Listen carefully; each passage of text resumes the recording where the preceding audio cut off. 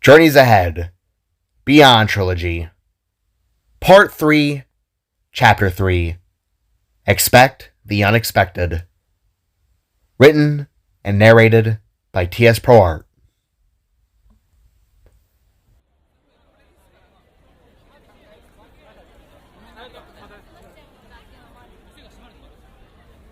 Oh, come on, sister.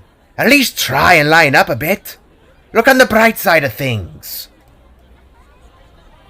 Povnu begged out a call towards an evasive, speed-walking Joby, as they all passed some teens enjoying a night out. Yellow light bulb wire lights dangled above their heads, illuminating a small sector of the refugee town. On all sides, miniature open-front restaurants sat, tiny ones that looked equivalent to something one would see at a country fair. Inside, robots all managed and worked on creating meals or readying drinks, one of which catching Povnu's eye. Was that a light matter pun? Because it wasn't funny. Joby asked as a mixture of anger and sleepiness continuously punched her in the gut. No, what do you take me for? Father? My jokes are much funnier. Povnu replied with a roll in her eyes before reaching out and resting a paw over Joby's shoulder. Would you care for a drink? The kitsune then asked, as she gestured towards a small bar off to the side, one that looked to sell all kinds of different juices, and even some lemonade. Sure, why not? Joby replied with an attitude, making Povnu smile a tad. Turning heel, the sisters both approached the bar, which had an 80s Hawaiian feel to it. Palm tree aesthetics, hula girl figurines in the back, a poster for a getaway vacation, while even serving their drinks in coconut-themed cups. What would you ladies like this evening? A multicolored arm pole-looking robot said with a flashing yellow eye, as the two Novason daughters sat upon old bar stools. Grape juice for me. Thank you. Povnu said to the robot with a wink, while resting her hands upon the counter. Lemonade. Pink. Joby asked as she crossed her arms on the countertop in a tired manner. Nodding, the slim machine quickly readied their drinks and slid them both over, all before turning around to clean their workspace. Huffing, Joby reached a shaken hand out and clasped it over the coconut, and then took a sip, as Povnu did the same, looking rather happy to finally have gotten some sort of liquid in her system. How can he even drink grape juice? That stuff's foul. Joby asked, while giving Povnu a stink eye. Perking up and furrowing her brow, the spectral fox set her beverage down and turned back to face her sister. You people who say grape juice is bad are really missing out. It's both sweet and sour, a real kicker for energy. It's perfecto. Povnu reasoned with a kiss to her claws, while expressing an attitude that tried to bring Joby's spirits up. But the spark just glared with a look of pure emptiness. It still sucks, she replied before taking a swig from her lemonade. Oh, come on, that didn't get you the smile? I mean, a dumb little kiss motion and everything. Povnu questioned as her face fell to a low gaze. I'm 20 years old, Povnu. I'm not a little kid anymore. Joby replied as she then looked off to the side and away from her sister. I'll give you a smile when we're away from this place. Away from him. Maybe add rescuing Jay as a cherry on top with that one. Quietly sighing, Povnu took another sip from her juice, realizing and accepting that there would be no reasoning for Joby at this time. Her head was still in the clouds, a very stormy and violent set of clouds that she had not at all been prepared for. Perhaps in time she'll be more prepared for confronting her issues, maybe even with Kor himself. But right now, it was clear that she needed a breather. Okay. What would you like to talk about, sister? Blinking and then turning back with her tired eyes, Joby propped her right hand and elbow up on the counter, then rested her head into her palm. With a lumpy stare, She swirled her drink within her left hand, and at last muttered something Povnu could work with. I guess what it'll be like when all this is over with. Nodding with closed eyes, the kitsune took another sip from her drink while now sitting cross-legged on the stool. It will most certainly be a time for peace. Are you longing to go back home already? The fox questioned, as Joby took a sip from her drink as well. It hasn't felt like a home since Jay went missing. Me and him have been side by side since, well, my life truly began. I'm just longing to feel at ease again. And I'm just... Joby rambled as her eyes craned downwards in thought. Just what? Povnu asked. Well, look. Could I trust you to keep a secret? The light matter girl suddenly asked, causing Povnu to perk up with a twitch in her ears. A secret? From Joby? Do tell, my sister. My mouth is a vault. The fox assured as she made a zipping motion with her fingers to her lips. Setting her drink down with a wince, Joby tapped her fingers upon the bar's top and thought about how she was going to speak up. After a few seconds of numbing silence, she opened her mouth and spoke. I'm seeing somebody. Kinda. It's nothing official yet. With her cherry-shaded eyes widening and tails flaring up with a bristling shake, Povnu immediately sat up with a smirk and shout. What? I knew it! Ha! She cackled out with the laugh of a fox, causing Joby to perk up with a concerned look. What? You did? She asked in a nervous sweat, as Povnu just wagged her tails. Are you kidding me? I could smell it off your clothes. You've been seeing a boy. Povnu hacked out, causing Joby to gently blush and look forwards into the bar. Damn. It's easy to forget that you're still technically a wild animal at heart. But, yeah.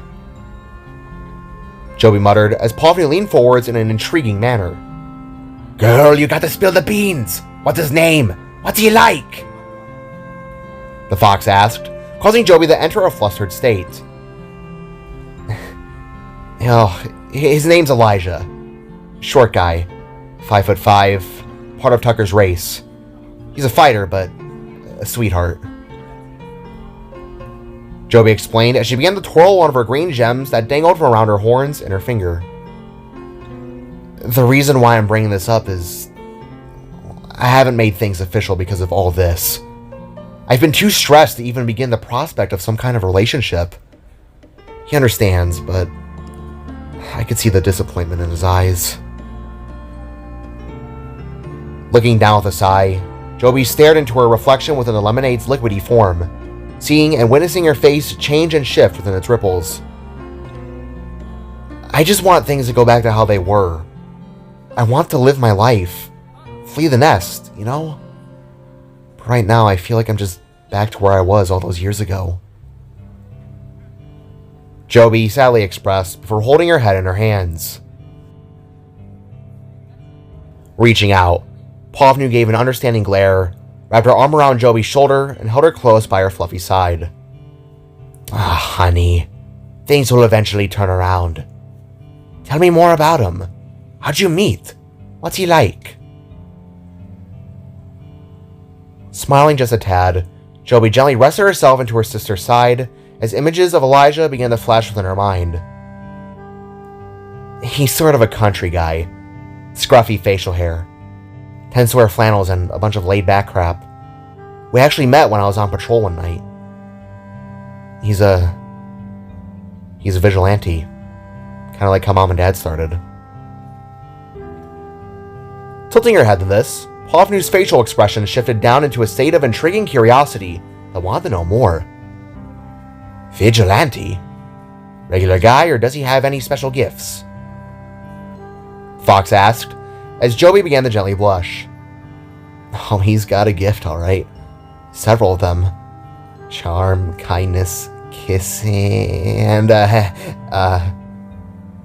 Joey rambled, but awkwardly slowed her words as she looked at both her hands, opening and closing them, as though she were mimicking something. Well, he has abilities that are a little hard to explain. Tilting her head with another smirk, Pofnu settled back into her seat with a smug grin, silently asking for Joby to continue. He's very in tune with things. I don't fully know how to describe it. Joby began while swirling her drink. In the easiest term I can explain, he's able to take potential energy in almost anything you could physically touch and convert it into some kind of kinetic force. Joby explained while motioning her drink to make it look as though it were flying away. He has kinetic powers? Interesting. Do you know how he got them? Pofnu asked as she once again took another sip. Experiment gone wrong is all he's told me. Other than that, he seems to want to keep it in.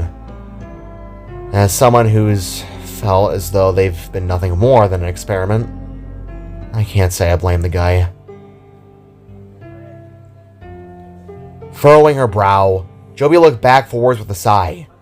Her mind had returned back into a state of uncertainty. It was as though her brain was swirling around a typhoon of energy and thought.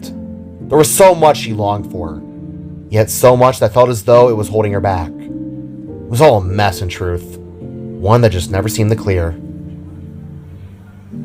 Joby, what did we talk about you calling yourself that? Pofnu asked as she playfully slapped the back of her sister's head. Geez, sorry, Mom. The pink spark replied with a roll in her eyes. It's kind of hard to not think that when your dipshit father is right around the corner. She continued as Pofnu finished the last of her drink. Well, as I tried to explain earlier, you're not gonna be able to avoid him. You don't have to forgive him. If I'm being honest, I don't want you to forgive him. But you must realize and cope with the fact that he's here. But with that, you must prove yourself strong and not give in to your hatred. Pofnu expressed as she placed a free paw on her sister's shoulder. We've already got enough on our plates. Last thing we need is another freak out and fight among us. We're so close to reaching Jay. And frankly, your father doesn't seem to want any conflict. Pofnu tried to reason as she strained her tails in a firm display. So, as you said a few minutes ago, you're not a little kid anymore. So pull on your big girl pants and face the danger head on. For Jay. Pofnu asked with a smirk, causing Joby to squint with tested annoyance. How dare you use my own words against me? Joby asked as her horns began to flare with a quick pulse. Oh, I dare, sister. I dare. Pofnu boasted back before slamming her paw on the counter. Robot man! Another drink for me and the angry bull! The fox exclaimed, leaving Joby to roll her eyes. You are gonna pay for these, correct? The bot asked, causing Pofnu to turn her head. Put it on a tab! She said, in turn causing Joby to ever so slightly crack a smile.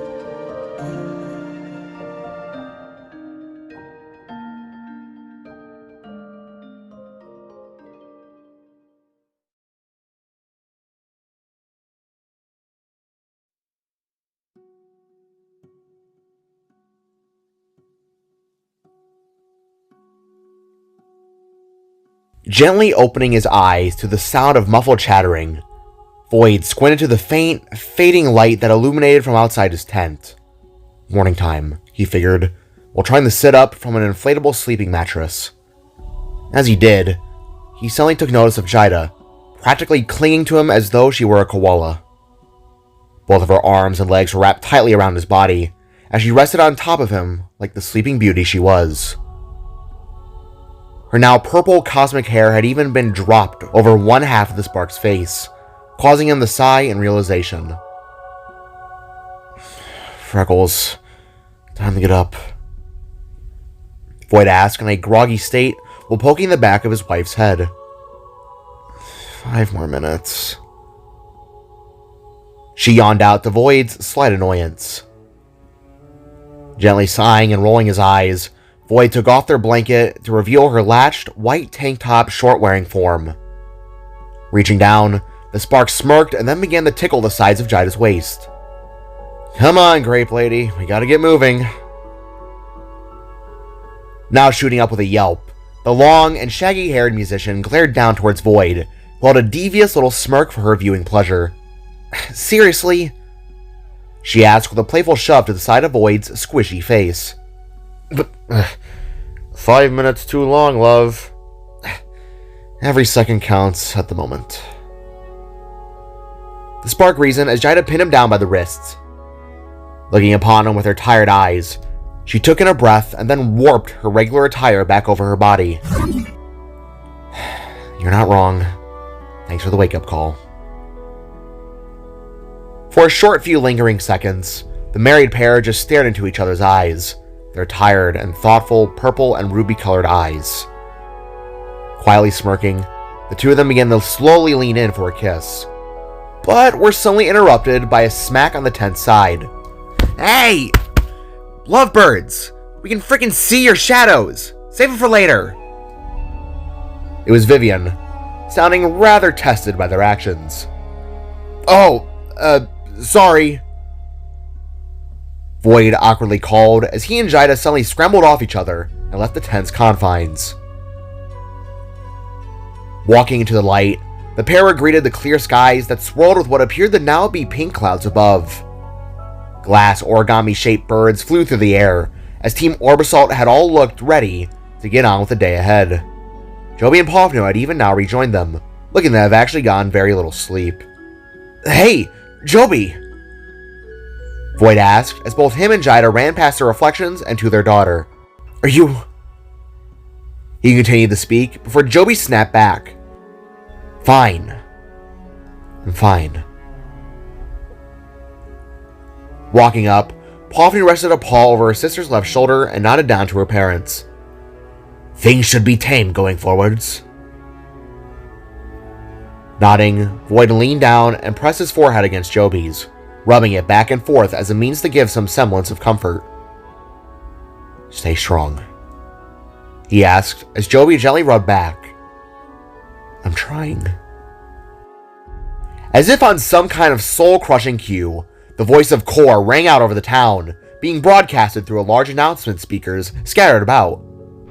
Void, Jida, Reflections, all of you, report to me in Sector C. It is in the northmost area of the town. His voice exclaimed, causing all those upon the roof to whirl and eye the refuge northwards. Wonder what he's got in store.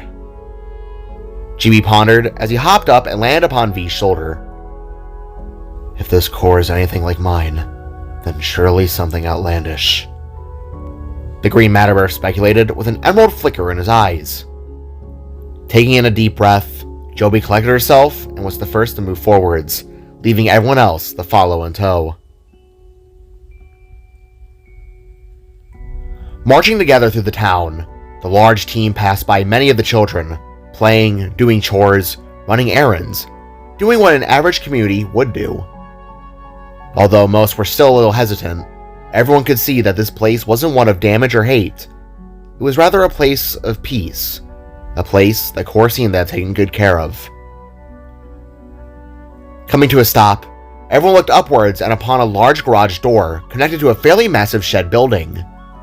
Although rusted to hell and back, the structure had the defiance of a real gathering center. Large light bulbs protruded out along the walls, makeshift flags swayed at its top, and it even had the letter C spray painted upon the large door's front. Apocalyptic much? Tiger asked, as the door suddenly began to rise with a nasty screeching sound. Covering their ears, everyone winced with bare teeth, until the unkept pieces of metal fully rose to the top of the building's roof, revealing a massive garage station. Standing within, With a look of stern eyes, Kor awaited them, and then gestured for everyone to come inside. Come. I've prepared you some traversal for the desert path. The older Novason stated, as everyone walked inside and set their sights upon 2 vehicles. Oh, thank God. Vivian sighed with relief while leaning upon both side. 2 nearly identical muscle cars sat within their path, one orange, the other green. However, the vehicles looked as though they weren't even functional. Both of their roofs were gone, headlights shattered, exterior rusted and crumpled. Yet, their tires looked brand new, along with some added exposed engine bits that seemed to power them to life.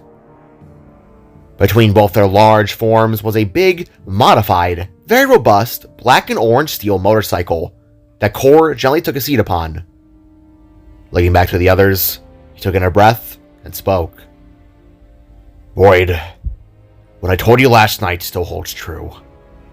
But I can't just leave you on your own. I've decided to escort you all through the desert of the lingering past. Kor revealed, causing everyone to perk up, but for Joby to squint with testing eyes. Wait, actually? You're coming with? Void inquired with a surprised stare towards his brother, who just glared back with his amber-shaded irises. Only up to the next ring ahead. As I've explained, my life is now here, and only here. Understand? He reinstated, while revving his rather large motorcycle to life. With his face falling to a slightly saddened stare, Void accepted and nodded his head. Choose whichever vehicle you so wish. They've all been rigged with a nitrogen form of gasoline that can boost you up to 50 miles an hour. Luckily for you, the desert terrain is at most an hour's drive with that speed. Just follow me and you'll be okay. Kor explained as he revved his engine, along with the back door of the shed opening up, to reveal a splitting open force field that looked to lead into the tunnel system to the city's underground. Does anyone know how to drive? Vivian asked as she raised her arms and glanced between her siblings. In my Savaheim, we had a lot of racing tournaments that I always partake in. May not have a license, but I sure know how to man a vehicle. T revealed as he walked over and got into the passenger side of the green car. Shouldn't be too hard. I've seen enough movies to know how it works. Void added as he got into the driver's seat of the orange vehicle. Reaching out, the spark turned a pair of keys that had already been lodged within the ignition port. Turning them, the car suddenly revved to life with an orange energized flare and growling ignition. Turning his key, T's vehicle buzzed to life with a blue shine that also bellowed out a mighty roar. Oh, damn! The blue-capped mechanic cackled out as Kor nodded and deployed his battle mask to act as a helmet. Looking to one another, everyone figured that had been better than nothing and began to climb into the vehicles. Hopping in the Void's car, Jida, Joby, Pofnu, alongside Chibi all settled themselves down within their own seats, while Vode, Vivian, V, and Tiger got themselves settled in the T's vehicle. Alright girls, seatbelts. Jida said with a joking smirk, while Kor set his motorcycle into gear and began to drive downwards into the tunnel. I'm 20, I know. Joby reinstated as Pofnu released a chuckle to this reaction. Shifting their cars in the drive, both Void and T screeched their tires, swerved, and followed behind Kor, leaving the garage and heading down the tunnel, all the way till reaching the supposed deadly desert.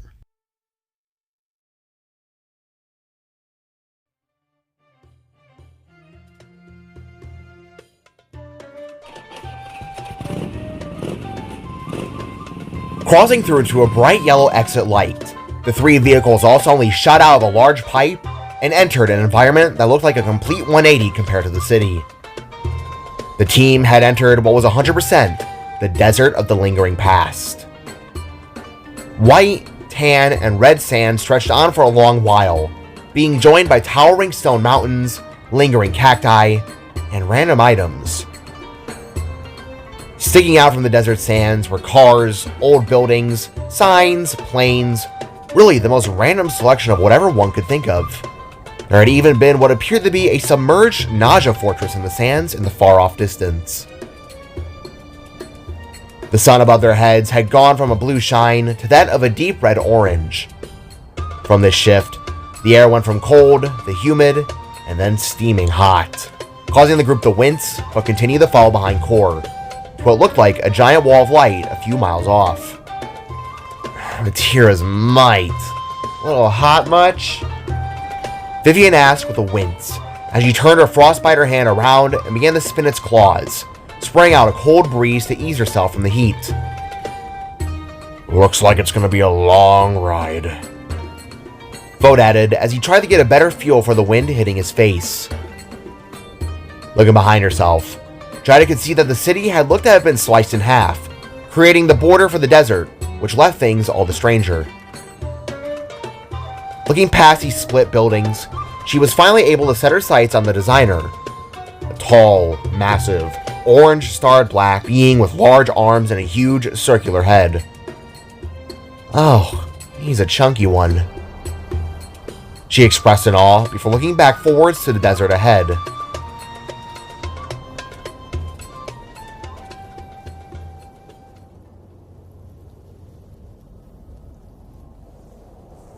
For a good while, the group had been rather silent. They weren't so sure on what to really say or talk about. Everywhere they looked, all they could see was the desert, the long, boring, and odd strands that had really nothing of note. Sure, it was fun to pass by the familiar building or two, but other than that, it all felt rather dead. That was until T started to speak up. Say, I know we've already gotten to know each other, but we really haven't gotten to know each other, you know? Glancing from one another, the siblings who had now been side by side when driving vehicles realized that T was right. They hadn't fully gotten a chance to really sit down and talk about themselves. Given that there was nothing more to do, it was now a good time. What are your guys' favorite foods? Mine's spaghetti, Void asked while glancing at the rusted green packed vehicle beside him. Same here, brother. However, I do like to mix in tortellini every once in a while. Can't go wrong with meat and cheese. T exclaimed back with a smile as V sat upright in his seat. Fellow spaghetti lovers, that's what I'm talking about, he said with a genuine smile before turning towards Vivian. What about you, sister? Have any special foods you're craving? Squinting and pondering on it, the frosty spark perked up with realization and genuine enthusiasm, even if it had been masked by a resting angry face. Garlic bread with cheese, she revealed with the tiniest of smiles. Garlic bread with cheese? I was expecting for yours to be olives or something boring like that. Vode speculated in surprise as his sister turned to gaze upon his floating build. Nope, it's garlic bread. What about you, Cyclops? Vivian inquired back as she continued to cool off her face. Carrot cake. I love carrot cake. You want to please me? Slap some carrot cake down. Vode revealed to everyone's slight surprise. Kinda figured you had a sweet tooth. I'm not gonna lie. Tiger said with a little punch of the yellow spark's arm, causing him to smile. And I love jelly beans, Chibi happily expressed before pulling out a bag out of his pocket, one that was too large for it to even fit. The hell? Jada asked, not being used to Chibi's cartoon logic. Well, if we're on the topic of getting to know each other more, do any of you have some weird stories to tell? Jada asked towards the other car as the trio of vehicles passed by a Statue of Liberty look-alike, with Nox's head atop of it. Holding their tongues, the Sparks and Matterburps began to think on the question when Tiger started to speak. I guess my weirdest story was when this blue-capped hunk came crashing into my world. He was so awkward and jumpy, a complete 180 to the Matterbirth legends. It's honestly astonishing that you're the same person, love. Reeling up, Tiger placed both of her hands over T's shoulders and then her head atop his, causing the Matterbirth to smirk and blush. I was an outsider in an alien world. What were you expecting out of me?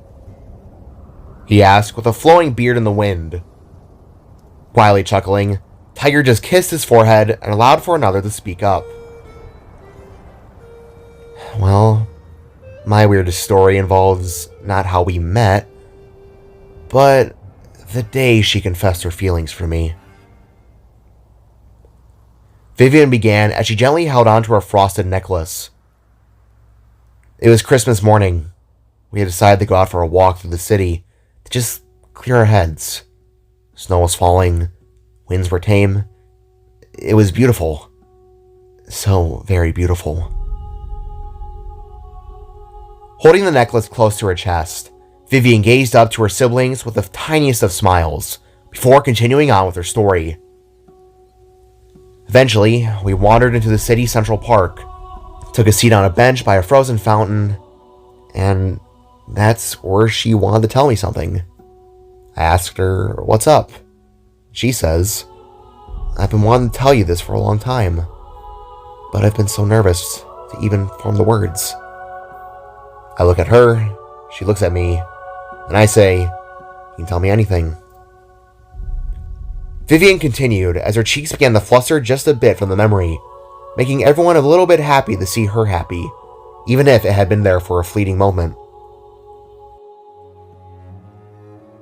Right as she's about to tell me, a group of Christmas carolers all completely ruin the moment.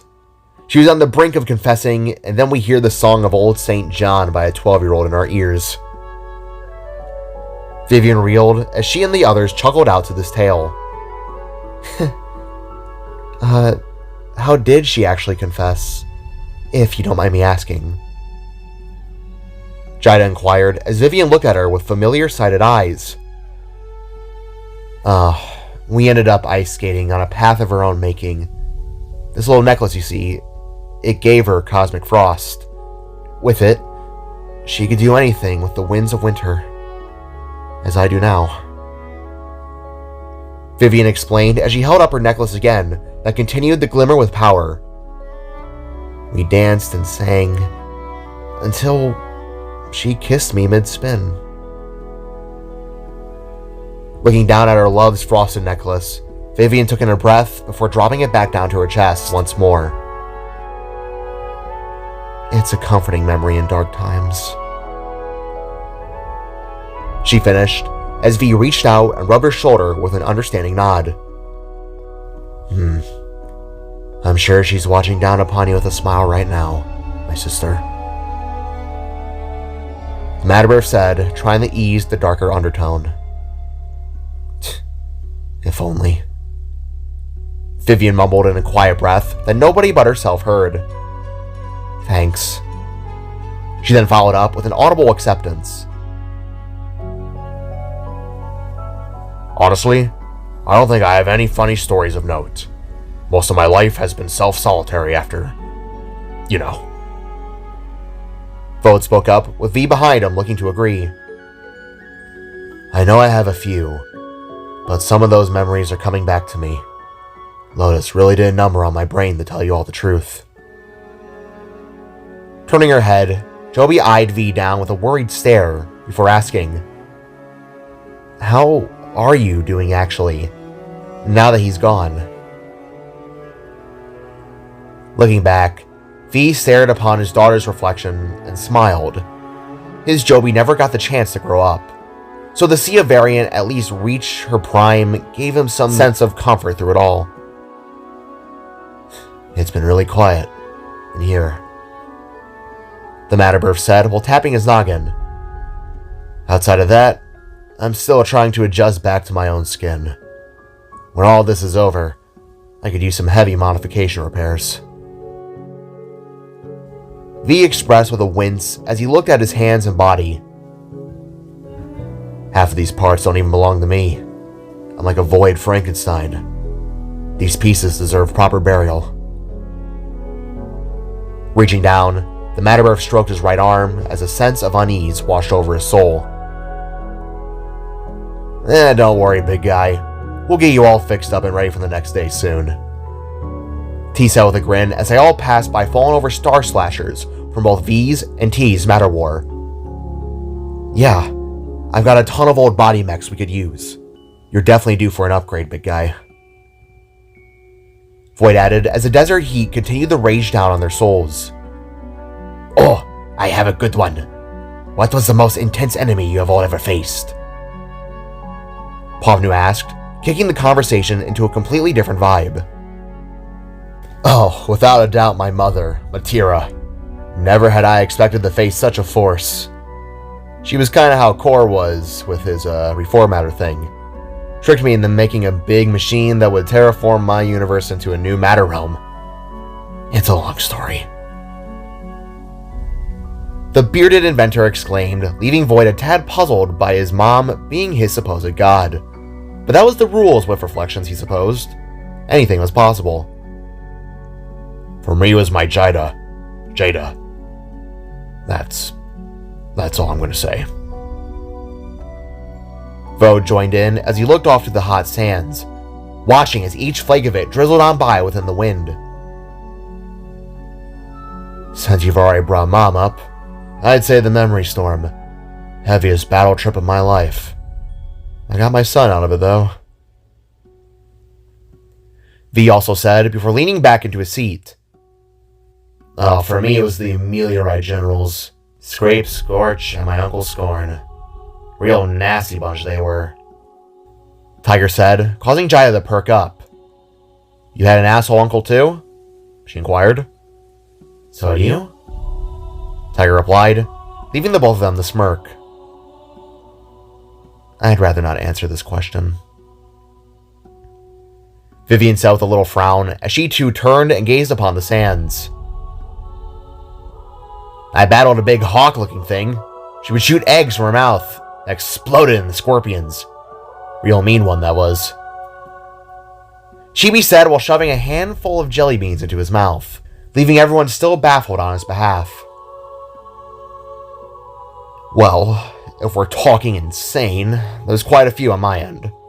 Large snakes, gods, glitches, and... well, there was another one. It was literally Jack... Before Void could finish, a large shard of blue, dark ice, in the shape of a spiked thorn, suddenly shot down from the sky and impaled the front hood of his vehicle, causing everyone to yelp in sudden shock. Frost. He finished, as the sun above suddenly faded. Looking to one another in shock and then upwards, the large group turned their sights to the sky, only to see that the bright shine was now shrouded in dark gray clouds. What the? Jida questioned in shock as a snowflake landed upon her forehead. From within the gas formations, slight hints of blue lightning and snowfall flashed as a voice suddenly boomed from within, now getting Kor the turn and eye the strange sight as well. Ladies and gentlemen, boys and girls, welcome one and all to the coldest show on Earth. With a wintry flash and gust of snow, a figure manifested in front of the speeding vehicles, being a character that suddenly left everyone baffled. Before their eyes was what Void thought to have been Jack Frost at first, yet at the same time, Showstopper. It was then it clicked. It was some kind of fusion of the two of them. The being had the same body style as the robot, a flying torso, floating hands, TV-shaped head, but he was now covered in the same dark blue ice as Jack had once been. His lower half stretched out with icy thorned roots, while large frozen antlers sprouted from his head. The being's eyes were white and wide, with a left red iris and a right purple iris, being accompanied by a smiling set of knife-like teeth. Within his right hand, he held a frozen microphone that looked to end as an icicle shard. Pointing up to the sky with a frosty glow to his body, this strange hybrid of a character announced his name for all to hear, leaving Void and Vode awestruck.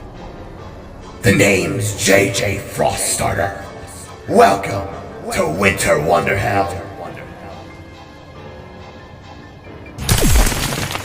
Before anyone had time to react, Massive spikes of ice instantly erupted from the sands, causing those in their vehicles to swerve and skid with a now mixture of winter and summer.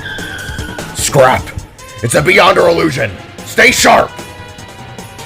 Kor exclaimed as he swerved his motorcycle around and began to drive in reverse, deploying a set of turrets to emerge from out of his front tire sides in the process.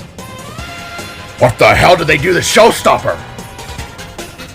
Boat exclaimed in disbelief as several more spikes suddenly exploded from the sands, leaving everyone in a tense state of dread. He's covered in ice like Jack! Void added as the spectral game show host zipped from side to side, leaving a trail of frozen waste behind him.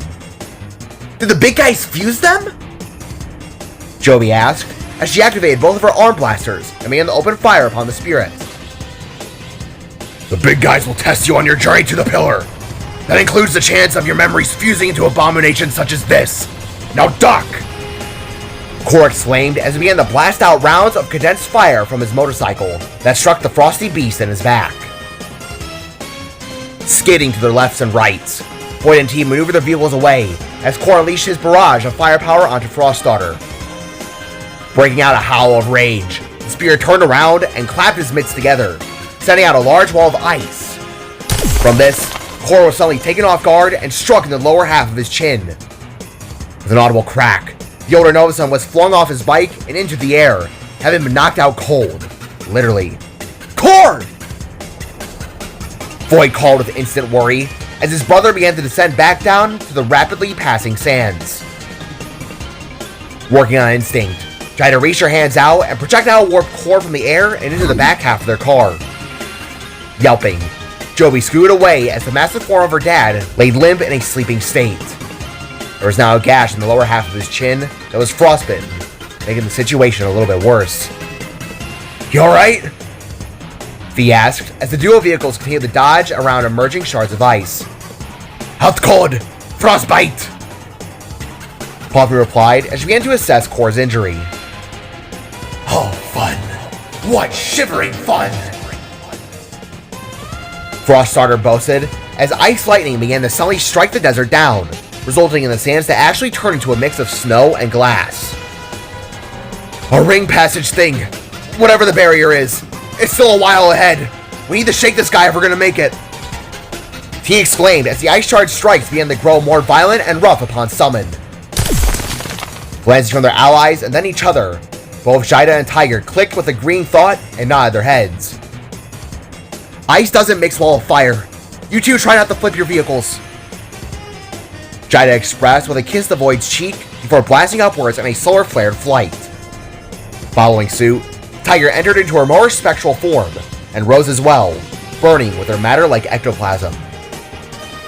Rising up and around with a mix of both orange and purple, the two reflective sisters of fire began to surround Froststarter, eyeing him down with their primal glares of fury. Looking back, the illusion snapped his shark-like teeth at the two of them, causing flakes of ice to break off their exteriors. Gruffing, both of the Jidas nodded and began to make their move. Blasting forwards, Jida Woods delivered her signature kick into the side of the monster, causing him to hack out in sudden melting pain. Whirling around at her, the frosty spirit opened his mouth and unleashed a wintry breath blast, forcing Jida to warp out of the way. From below, the frozen shards continued the rise of the snow, plummeting down in droves, leaving those driving in a terrible state of control. Igniting with a fiery haze, Tiger blasted herself forwards and clashed her body into the back of the Froststarter, causing it to melt and shatter. Falling down, chunks of the spirit landed and splat themselves upon T's car, causing Vivian to wince in disgust. Although this illusion was strong for what he was, there was no way he stood a chance between a goddess of cosmic fire and a spectral spirit of burning rage. Going from left to right, the two Jidas double tag teamed the ghost, breaking him apart with quick punches and clashes. Wait! Froststarter coughed out before Jida took off her guitar, gripped it by its upper handle, and swung, smashing the ghost's head into 1,000 little pieces. Atta girl! Void said with a smirk, as both vehicles swerved around one last spike and had begun to melt away. Too easy! Jida exclaimed with a smirk, while Tiger stuck out her tongue and spat out towards the falling remains.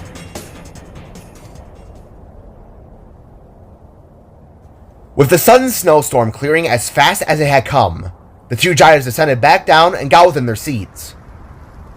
Releasing breaths of relief, everyone looked to their saviors with gratitude, while Pofnu tried to wake Kor up. Toby, help me out here. Use your light matter. She asked her hesitant sister, who had been wincing from her father's sleeping body. I can't. He's all dark matter. That is, if you want me to kill him. She asked, with a slight yellow flare to her horns.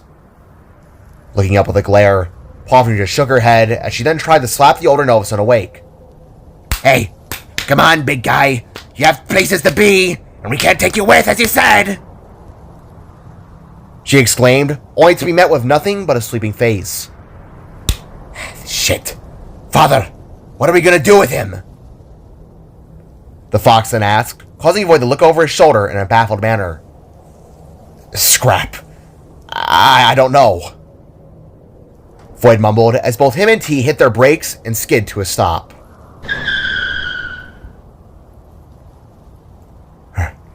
Is everyone alright?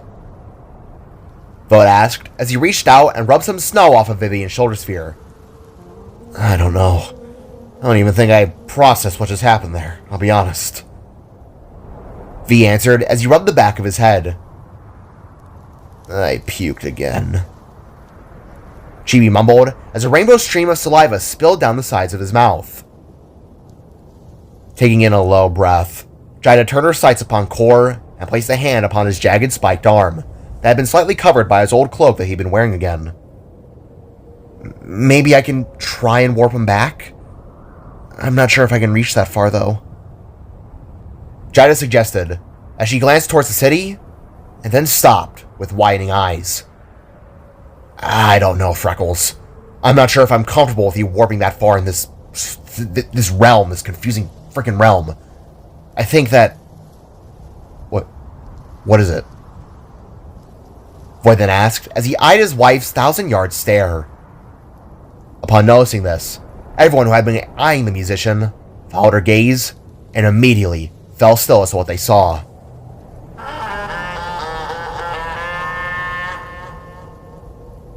There, rapidly approaching with the form of a massive sand cloud, was the Memory Storm. It had returned, looking angrier than before.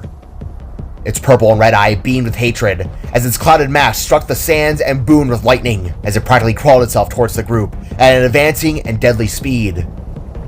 Dad? Joby asked as a look of terror fell upon everyone's faces. Okay, Kor's gonna have to wait. We gotta go. Void exclaimed as both him and T set their vehicles in the drive, slammed their boots down, and both launched forwards. Bellowing a roar that shook the desert and sands, the Memory Storm rose itself up and then back down, looking akin to a whale diving in and out of the ocean, as it continuously gave chase. Tira's might! How'd it get here so fast? Void asked as he looked over his shoulder towards the Goliath. Wherever we go, I can only assume it can go, which is both an incredible display of power but a goddamn awful reality for us. V warily speculated as the white wall of light grew closer and closer in the distance. So it's just gonna trail us the whole time we're here? Why couldn't you two have fought a big cat or something? Vivian asked in a panic as the monster continued to grow ever closer. Oh, sorry, ma'am. It's not like we asked to fight that thing. He spat as the bright wall got larger and larger. Stop bickering and keep driving! Void exclaimed as their vehicles went to their max speed limits. Go, go, go, go, go, go, go! Chibi cried while slapping the car's radio as the storm got closer and closer. Look, I think the light is some kind of rift. I think we can drive right through it. V exclaimed towards the mystical wall of energy as the gap between death and possible safety got closer and closer.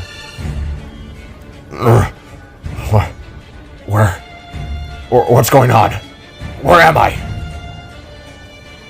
Kor suddenly but weakly awoke to the bright sun as the storm was right on their tails. If we die, I'm kicking your ass in the afterlife, V! Void shouted as freedom was about 10 seconds away. Bellowing a scream, the Memory Storm raised one of its misty hands up and smashed it behind the vehicles. From this, while sand in the cars went flying up into the air, throwing everyone out and forwards in a terrible spiral. All shouting, Orbisol prepared for the worst. And as they came down, they all crossed through the giant wall of light and into the unknown fourth layer, escaping the desert and the now fading Memory Storm.